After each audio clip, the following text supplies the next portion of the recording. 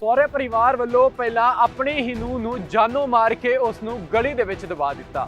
ਦੱਸ ਦਈਏ ਕਿ ਦਿਲ ਦਹਿਲਾਉਣ ਵਾਲਾ ਮਾਮਲਾ ਫਰੀਦਾਬਾਦ ਦੇ ਰੋਸ਼ਨ ਨਗਰ ਤੋਂ ਸਾਹਮਣੇ ਆਇਆ, ਜਿੱਥੇ 2 ਸਾਲ ਪਹਿਲਾਂ ਇੱਕ ਕੁੜੀ ਦਾ ਵਿਆਹ ਹੁੰਦਾ ਹੈ। यूपी ਦੀ ਇਹ ਕੁੜੀ ਰਹਿਣ ਵਾਲੀ ਸੀਗੀ, ਜਿਸ ਦਾ ਨਾਮ ਹੈ ਤਨੂ ਸਿੰਘ। ਤਾਂ ਤਨੂ ਸਿੰਘ ਦਾ ਵਿਆਹ 2 ਸਾਲ ਪਹਿਲਾਂ ਹੁੰਦਾ ਹੈ ਫਰੀਦਾਬਾਦ ਦੇ ਵਿੱਚ, ਜਦ ਕਿ ਸਹੁਰੇ ਪਰਿਵਾਰ ਵੱਲੋਂ ਜਿਹੜਾ ਉਸ ਦੇ ਉੱਪਰ ਕਿਹਾ ਜਾਂਦਾ ਹੈ ਕਿ ਸਾਨੂੰ ਦਹੇਜ ਚਾਹੀਦਾ ਹੈ।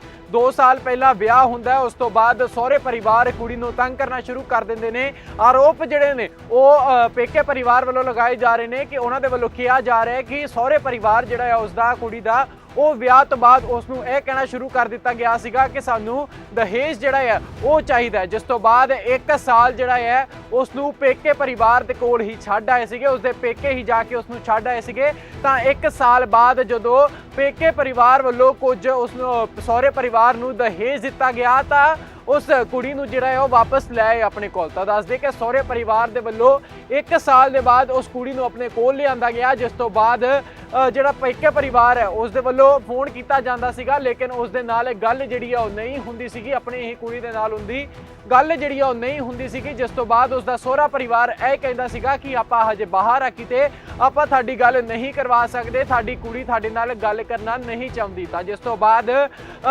ਜਿਹੜੇ ਪੇਕੇ ਪਰਿਵਾਰ ਆ ਉਹਨਾਂ ਨੂੰ ਸ਼ੱਕ ਪੈਂਦਾ ਆ, ਉਧਰ ਪਹੁੰਚ ਜਾਂਦੇ ਨੇ। ਤਾਂ ਉਸ ਤੋਂ ਬਾਅਦ ਪਹੁੰਚਣ ਤੋਂ ਬਾਅਦ ਉਹਨਾਂ ਨੂੰ ਇਹ ਪਤਾ ਲੱਗਦਾ ਹੈ ਕਿ ਕੁੜੀ ਉਸ ਘਰ ਦੇ ਵਿੱਚ ਨਹੀਂ ਹੈਗੀ, ਜਿਸ ਤੋਂ ਬਾਅਦ ਕੰਪਲੇਂਟ ਦਿੱਤੀ ਜਾਂਦੀ ਹੈ। ਕੰਪਲੇਂਟ ਦੇਣ ਤੋਂ ਬਾਅਦ ਹੁਣ ਦੱਸਦੇ ਕਿ ਜਿਹੜਾ ਸਹੁਰਾ ਪਰਿਵਾਰ ਹੈ ਉਹ ਹੁਣ ਉਧਰੋਂ ਫਰਾਰ ਹੋ ਚੁੱਕਿਆ, ਆਪਣੇ ਹੀ ਘਰ ਤੋਂ ਉਹ ਫਰਾਰ ਹੋ ਚੁੱਕਿਆ। ਜਦੋਂ ਪੁਲਿਸ ਉੱਥੇ ਮੌਕੇ ਤੇ ਪਹੁੰਚਦੀ ਹੈ, ਪਹੁੰਚਣ ਤੋਂ ਬਾਅਦ ਦੱਸਦੇ ਕਿ 2 ਮਹੀਨੇ ਦੇ ਬਾਅਦ ਇਹ ਸਾਹਮਣੇ ਆਉਂਦਾ ਹੈ ਕਿ JCB ਦੇ ਨਾਲ ਜਦੋਂ ਗਲੀ ਦੀ ਖੁਦਾਈ ਕੀਤੀ ਜਾਂਦੀ ਹੈ ਤਾਂ ਉਸ ਦੇ ਵਿੱਚ ਉਸ ਜਿਹੜੀ ਕੁੜੀ ਹੈ ਉਸ ਦੀ ਲਾਸ਼ ਜਿਹੜੀ ਆ ਉਹ ਬਰਾਮਦ ਹੁੰਦੀ ਹੈ। ਤਾਂ ਦੱਸਦੇ ਕਿ 2 ਮਹੀਨਿਆਂ ਬਾਅਦ ਉਸ ਕੁੜੀ ਦੀ ਲਾਸ਼ ਜਿਹੜੀ ਆ ਉਹ ਗਲੀ ਦੇ ਵਿੱਚੋਂ ਬਰਾਮਦ ਹੁੰਦੀ ਹੈ, ਜਦੋਂ JCB ਦੇ ਨਾਲ ਖੱਡਾ ਜਿਹੜਾ ਆ ਉਹ ਖੋਦਿਆ ਜਾਂਦਾ ਹੈ।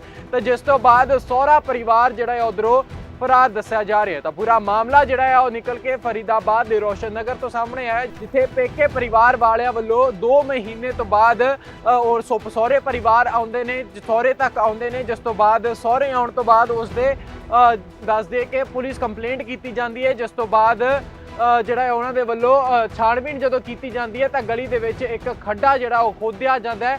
JCB ਦੇ ਨਾਲ ਇਹ ਖੱਡਾ ਖੋਦਿਆ ਜਾਂਦਾ ਹੈ, ਜਿਸ ਤੋਂ ਬਾਅਦ ਉਸ ਕੁੜੀ ਦੀ ਲਾਸ਼ ਜਿਹੜੀ ਹੈ वो बरामद होती है। तो आओ सुनते हैं की कुछ कह रहे उसका पेके परिवार। शादी करी थी बच्ची की 2021 में, हमारी लड़की को मार के और इस गड्ढे में दफना दिया है और मिसिंग की एक रिपोर्ट दर्ज करा दी थी। 1.5 महीने से हम पुलिस के चक्कर काट रहे थे। इतने चक्कर काटने के बाद, इतनी मशक्कत करने में आज पुलिस ने बॉडी बरामद करी है यहाँ से। हम चाहते हैं कि जो भी इनके ससुराल वाले हैं उनके खिलाफ सख्त से सख्त कार्रवाई करें। कोई दहेज का मामला था या कोई इस तरह? दहेज का मामला तो हमने तो संपूर्ण शादी करी थी और इनकी हैसियत से सब चीज़ों से ज़्यादा किया था जितना एक बाप कर सकता है। बताओ।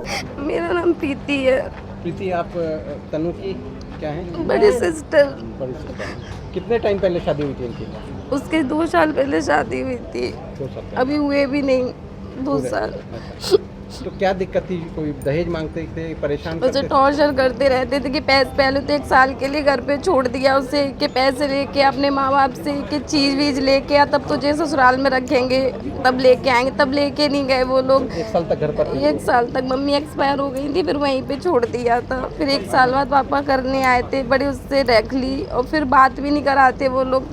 फ़ोन करती थी, अरे वो बात नहीं कर रही है। मैं मुझे वीडियो कॉल पे दिखा दो, मैं दूर से देख लूँगी कि मुझे वीडियो कॉल करना नहीं आती। उसका ससुर बोल रहा था। तुम कभी फिर कब कभी बात होती थी उससे? कभी नहीं, 1-2 बार बात हुई है बस, और बाकी कभी बात ही नहीं कराई उसने। तो ये जब बताया, कितने टाइम पहले बताया कि वो घर से चली गई है? जी अभी 2 महीने हुए भी नहीं है। 23 अप्रैल को बोला कि घर से चली गई है। मैंने 9 को फ़ोन किया तो मुझे ऐसे अजीब सा लग रहा था। 9 अप्रैल को मैंने फ़ोन किया तो मेरी पापा जी मेरी बहन से बात करा दो कि नहीं बेटा मैं फैक्ट्री निकल आया हूँ, मैं बाद में बात कराऊंगा, क्योंकि आप तो हमेशा फैक्ट्री रहे। हमेशा जब भी फ़ोन करो तो ये बोलता कि फैक्ट्री में आ गया हूँ, या फिर मैं मार्केट में कभी बात नहीं कराता है। मैं कि आज कैसे भी करके मेरी बात करा देना। फिर उसने पलट के फ़ोन ही नहीं किया, 23 को फ़ोन कर दिया कि ऐसे चली गई है वो। फिर आपको शक हुआ लोगों को? तुरंत ही शक हो गया कि इसकी कुछ वो है, इसी ने कुछ किया, मार दिया। तुरंत ही बोला, पल्ला थाना पे बोला, वहाँ पे भग रहे हैं, वहाँ से यूपी से आ रहे हैं, टैक्सी वाली गाड़ी करके आ रहे हैं। कोई सुनवाई कहीं पे कुछ भी नहीं थी। वहाँ पे बोल देते अरे मैं तुम्हारी लड़की जिंदा ला के दूंगा, बट कुछ नहीं हुआ वहाँ पे भी।